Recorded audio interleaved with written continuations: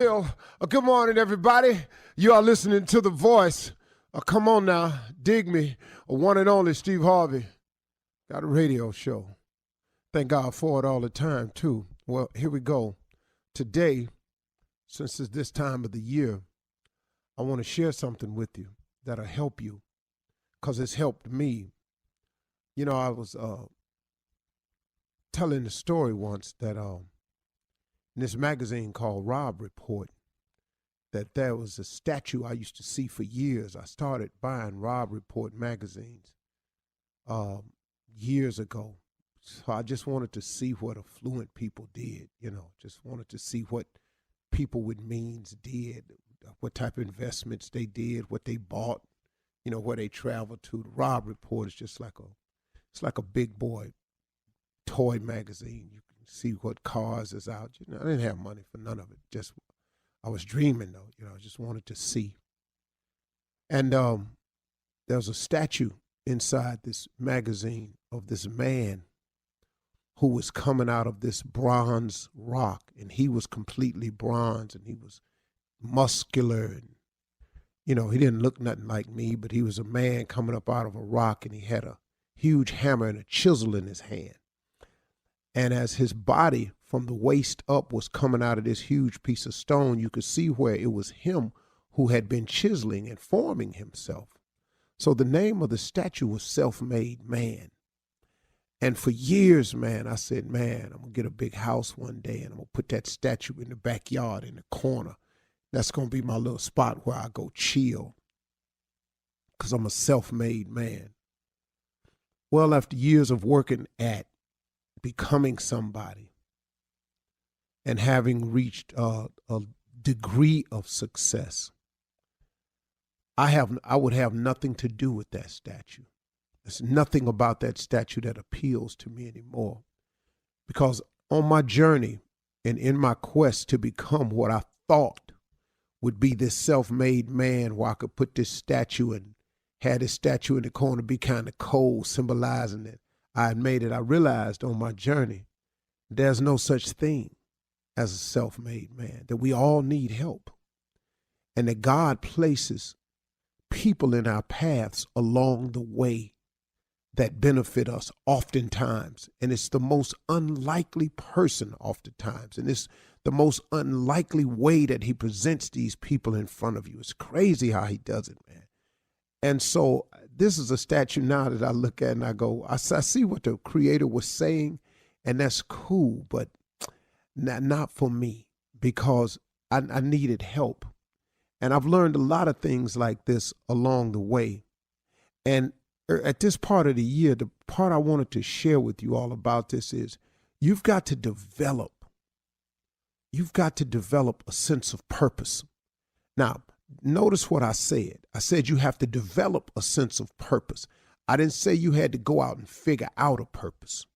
You have to develop a sense of purpose. That's different. See, your purpose is created for you by God, because when he created you as an individual, from whatever two parents you may have, that's not important here. When he created you, he had something in mind for you. You follow me now? When he created you, he had something in mind for you. And it was a purpose. God has not created a single soul to become a criminal. God has never created a single soul to be a drug dealer, to become an addict, to become an alcoholic, to become an abuser, a molester, a cheater. He didn't create none of this. This came about through some decisions we made as sinners, and we stayed in that place. But see, when he created us, he has a wonderful idea for us. But God gives us human beings this thing called choice, and we have the power to decide. So you can decide if you're going to adhere to the purpose that God created you and made you for, or you can go ahead and make some choices on your own. So like if God wanted to give you a life and come to you and give you life more abundantly, and that's his promise, if you come to him, if you choose him, then cool. But if you say, well, this ain't moving along fast enough, I'm going to get my own life of abundance. I'm going to start slanging. Well, guess what now? Ta-da, you've made a decision. And see, God's decisions and choices, the one thing I learned about him from Bishop Kenneth Ulmer, God's decisions, choices, his voice, it has no sin in it. Ain't it amazing how many people that came up to you and said, the Lord wanted me to do this to you, and I'm doing it, and that God is punishing you, and I'm doing this to you because God gonna see that you get your day. Who is this person? Who is this person that God all of a sudden gave this authority and power to? God didn't give that to nobody, man. Nobody. This person don't have the right to hold you to your past, the right to make you pay. So who makes them pay when they make mistakes? Because they all make them. So when I say you have to have you have to develop a strong sense of purpose, that means you have to strongly get in touch with your Creator to find out what the purpose you were created for.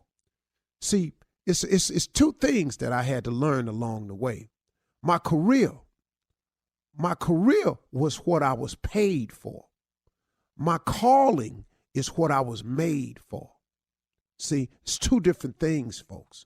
It took me a long time to learn it.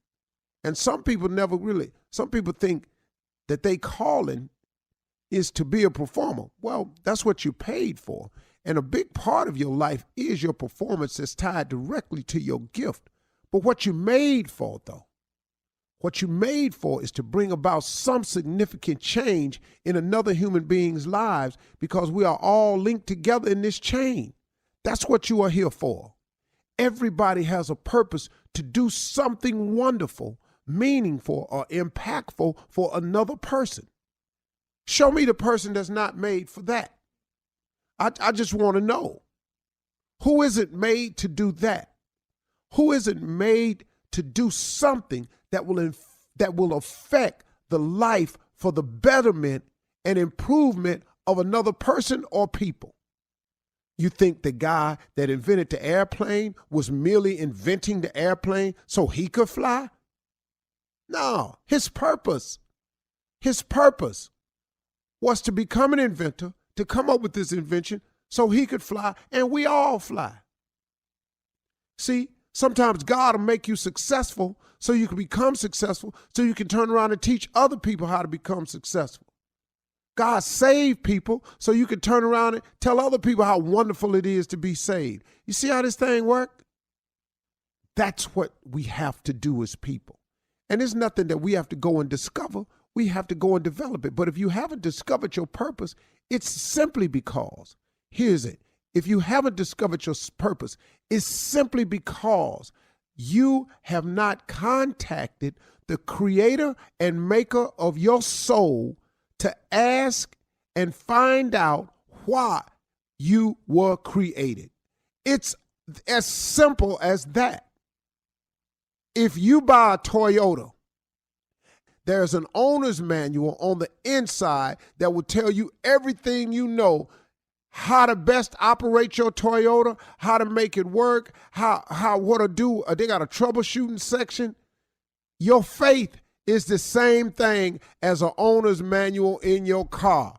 Open up that book, man. Find out how to jumpstart your life, how to troubleshoot it, and get on with your life, and find out your purpose and develop a strong sense of purpose this year.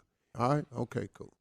From the executive producers of Hell and Gone comes a new podcast investigating the serial murders orchestrated by South African cult leader Cecilia Stein. She conditioned them to be monsters. In the world of murderous cults, if Charles Manson is king, Cecilia Stein is queen. She was telling people the Bible says she must go and kill, but actually she was taking revenge. Listen to Queen Havoc and her murder cult on the iHeartRadio app, Apple Podcasts, or wherever you get your podcasts.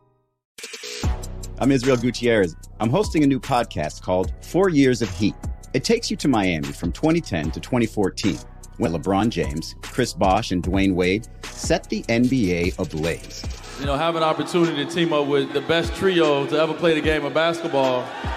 We'll take you inside those 4 monumental years with behind-the-scenes access and insight about one of the greatest teams ever assembled. 4 Years of Heat on the iHeartRadio app, Apple Podcasts, or wherever you get your podcasts.